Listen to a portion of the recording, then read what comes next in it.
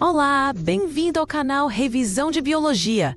Hoje o nosso papo é sobre um tema que pode apostar, vai aparecer na sua prova do Enem: poluição. Nós vamos destrinchar os principais tipos de poluição, como a da água, do ar e do solo, e mergulhar em conceitos-chave que a prova adora cobrar, como eutrofização, magnificação trófica, chuva ácida e o efeito estufa. Prepare o caderno que a revisão vai ser completa. E lembre-se, sempre que possível, respondemos perguntas nos comentários. Então, se surgir qualquer dúvida durante a explicação, ou se você lembrar de algum exemplo da sua cidade, escreva aqui embaixo. A sua dúvida pode ser a mesma de outro colega, e juntos a gente forma uma comunidade de estudos onde todo mundo se ajuda a chegar na aprovação. Bora começar do básico. O que é poluição? Pensa assim: todo o ambiente, seja um rio, uma floresta ou o ar da cidade, tem um equilíbrio delicado. Poluição é quando a gente joga nesse ambiente alguma substância ou energia, tipo lixo, fumaça, barulho, num ritmo tão rápido que a natureza não consegue processar. É como tentar encher um copo d'água com uma mangueira de bombeiro. Vai transbordar e fazer uma bagunça. Essa bagunça é a poluição, o desequilíbrio ecológico. Vamos mergulhar primeiro na poluição da água, que é um prato cheio para o Enem. A água pode ser poluída de várias formas: esgoto doméstico sem tratamento, resíduos tóxicos de indústrias, agrotóxicos que escorrem das plantações com a chuva. Cada um desses problemas gera consequências diferentes, mas tem um processo que você precisa dominar: a eutrofização. O nome é esquisito, eu sei, mas a ideia é simples. Imagina um lago tranquilo. Agora, imagina que um monte de esgoto doméstico, rico em matéria orgânica, nitrogênio e fósforo, é despejado ali. Sabe quem adora esse banquete de nutrientes? As algas e cianobactérias. Elas começam a se reproduzir sem parar, numa velocidade alucinante. A água, que era clara, fica verde, coberta por uma camada espessa dessas algas. Esse fenômeno é chamado de floração das águas. Até aí, parece só um problema estético, né? Mas é aqui que a coisa fica feia. Essa camada de algas na superfície impede que a luz do sol chegue nas plantas que vivem no fundo do lago. Sem luz, elas não fazem fotossíntese e morrem. Com o tempo, as próprias algas da superfície, com um ciclo de vida curto, também começam a morrer em grande quantidade. E o que acontece com toda essa matéria orgânica morta, tanto das plantas quanto das algas? Ela vira comida para as bactérias decompositoras aeróbicas. O nome já diz tudo. Elas precisam de oxigênio para decompor a matéria. Com tanta comida disponível, a população dessas bactérias explode e elas consomem e consomem quase todo o oxigênio dissolvido na água. O resultado? Os peixes e outros seres que precisam de oxigênio para respirar acabam morrendo sufocados. O lago morre. O Enem adora cobrar um conceito ligado a isso: a DBO, ou demanda bioquímica de oxigênio. Pensa na DBO como a fome de oxigênio das bactérias. Se um rio tem uma DBO alta, significa que tem muita matéria orgânica para ser decomposta. E, consequentemente, as bactérias vão consumir muito oxigênio, deixando pouco para os peixes. Se a DBO é baixa, a água está mais limpa e com mais oxigênio disponível. Simples, né? Ainda na água, temos outro processo campeão de questões: a magnificação trófica ou bioacumulação. Esse conceito fala sobre poluentes que não são biodegradáveis, ou seja, a natureza não consegue quebrar eles. Pensa em metais pesados, como o mercúrio usado no garimpo ilegal, ou em agrotóxicos antigos, como o DDT. Essas substâncias entram na cadeia alimentar. O fitoplâncton, a base da cadeia, absorve uma pequena quantidade de mercúrio da água. Aí vem o zooplâncton e come milhares de fitoplânctons, acumulando o mercúrio de todos eles. Um peixe pequeno come milhares de zooplânctons, concentrando ainda mais o veneno. Um peixe maior come vários peixes pequenos, e a concentração sobe. Por fim, uma ave ou um ser humano come esse peixe maior, recebendo uma dose altíssima, super concentrada de mercúrio. É como uma bola de neve de veneno que vai crescendo a cada nível da cadeia alimentar. Por isso o nome magnificação. A concentração do poluente é amplificada. As consequências são graves, causando problemas neurológicos e até a morte nos predadores de topo, incluindo nós. Agora, vamos sair da água e olhar para o céu. A poluição do ar é um problema típico das grandes cidades. A queima de combustíveis fósseis em carros e indústrias libera uma sopa de letrinhas tóxicas na atmosfera: dióxido de enxofre, óxidos de nitrogênio, monóxido de carbono. E isso gera alguns fenômenos que você precisa conhecer. O primeiro é a famosa chuva ácida. Não, a chuva não vai derreter você como num filme de ficção científica. Mas o problema é real. Os óxidos de enxofre e de nitrogênio reagem com o vapor de água na atmosfera, formando ácido sulfúrico e ácido nítrico. Quando chove, essa água vem com um pH mais baixo, mais ácido que o normal. Quais os efeitos?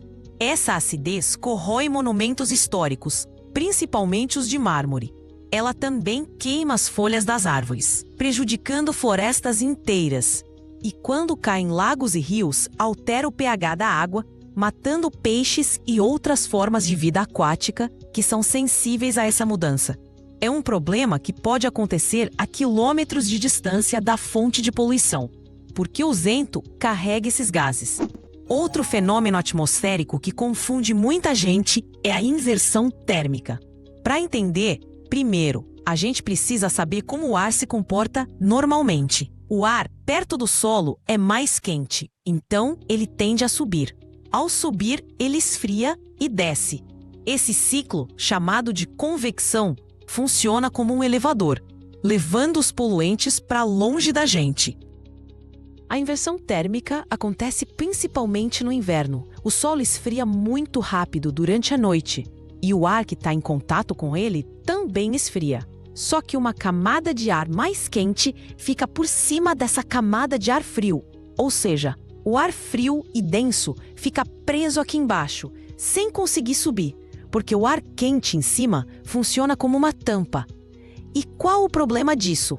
Toda a poluição que a gente produz na cidade, fumaça de carros, de indústrias, também fica presa nessa camada de ar frio, pertinho do chão. A gente acaba respirando uma concentração altíssima de poluentes, o que causa um pico de problemas respiratórios, como asma e bronquite. Cidades como São Paulo, que ficam em um planalto cercado por serras, sofrem bastante com isso. Agora, vamos falar de dois gigantes da poluição do ar que são sempre confundidos: o efeito estufa e o buraco na camada de ozônio. São coisas totalmente diferentes, ok? Primeiro, o efeito estufa. É importante dizer, o efeito estufa é um fenômeno natural e essencial para a vida na Terra. Sem ele, o nosso planeta seria uma bola de gelo. Funciona assim: a radiação do Sol atravessa a atmosfera e aquece a superfície da Terra. Parte desse calor é irradiado de volta para o espaço, mas alguns gases, como o dióxido de carbono, o metano e o vapor d'água, funcionam como um cobertor, segurando parte desse calor e mantendo o planeta aquecido. O problema não é o efeito estufa em si, mas a sua intensificação. Com a queima de combustíveis fósseis e o desmatamento, nós estamos liberando uma quantidade absurda desses gases na atmosfera. É como se a gente estivesse colocando mais e mais cobertores na Terra. O resultado? O planeta está esquentando mais do que deveria. Isso é o aquecimento global, que causa o derretimento das calotas polares, o aumento do nível do mar e eventos climáticos extremos. Já a camada de ozônio é outra história. O ozônio é um gás, o O3, que fica lá na estratosfera, bem alto, e forma uma camada que funciona como um filtro solar para o planeta. Ela nos protege da radiação ultravioleta do Sol, que é super perigosa e pode causar câncer de pele e catarata. O vilão aqui eram os CFCs, os clorofluorcarbonetos, gases que eram usados em sprays aerossóis e em sistemas de refrigeração de geladeiras e ar-condicionado antigos. Quando esses gases chegavam lá na estratosfera, eles reagiam com o ozônio e o destruíam. Isso criou o famoso buraco na camada de ozônio, que na verdade é uma região onde a camada ficou muito mais fina, principalmente sobre a Antártida. Mas aqui temos uma boa notícia. O mundo se uniu em 1987 e assinou o Protocolo de Montreal, que baniu o uso dos CFCs. E deu certo, a camada de ozônio está se recuperando lentamente. É um exemplo de que, quando há cooperação global, a gente consegue resolver problemas ambientais. Descendo para o chão, temos a poluição do solo. A principal causa é o lixo. Quando o lixo é descartado de forma inadequada, em lixões a céu aberto, ele produz um líquido escuro e fedorento, super tóxico, chamado de chorume. Esse chorume se infiltra no solo e pode contaminar o lençol freático, que é a nossa reserva de água subterrânea. Além do lixo, os agrotóxicos usados em excesso na agricultura e os metais pesados de atividades industriais e de mineração também poluem o solo, tornando-o infértil e contaminando os alimentos que são plantados ali. A solução para o lixo passa pelos aterros sanitários. Não confunda aterro com lixão. O aterro sanitário é uma obra de engenharia. O solo é impermeabilizado com mantas para evitar que o chorume contamine o lençol freático. E chorume é coletado e tratado. Os gases liberados pela decomposição do lixo, como o metano, são captados e, em muitos casos, queimados para gerar energia. É uma solução muito mais segura. Embora o ideal mesmo seja reduzir a produção de lixo, reutilizar e reciclar. E existem outros tipos de poluição que, embora menos famosos, também caem nas provas. A poluição sonora, por exemplo, o excesso de barulho nas grandes cidades. Ela não só causa estresse e problemas de audição em nós, humanos, mas também afeta os animais. O barulho dos navios, por exemplo, interfere na comunicação das baleias, que usam o som para se localizar e encontrar parceiros. Temos também a poluição visual. O excesso de placas, outdoors e pichações. Pode parecer bobagem, mas ela contribui para o estresse e a degradação do ambiente urbano. E a poluição térmica, causada por usinas e indústrias que despejam água quente em rios e lagos. A água mais quente tem menos oxigênio dissolvido, o que pode causar a morte de peixes, da mesma forma que na eutrocização. Por fim, a mais perigosa de todas, a poluição radioativa. Ela ocorre em acidentes nucleares, como o de Chernobyl em 1986, ou em acidentes com descarte inadequado de material hospitalar, como o do Césio-137 em Goiânia, em 1987. A radiação é invisível, mas causa danos terríveis ao DNA das células, levando ao desenvolvimento de câncer e a mutações genéticas que podem passar para as próximas gerações. Ufa, é muito conceito, eu sei. Mas perceba como tudo está conectado. A poluição do ar causa a chuva ácida que polui a água. O lixo no solo contamina a água subterrânea. E consumo exagerado leva à produção de mais bens, que exige mais indústrias, que queimam mais combustíveis e poluem mais o ar. O Enem adora essas conexões, cobrando questões que exigem que você entenda o problema como um todo, não apenas as partes isoladas. Então, ao estudar poluição, tente sempre pensar na causa, no processo e na consequência. De onde vem o poluente? O que lhe causa no ambiente? E qual o impacto disso para os seres vivos, incluindo a gente?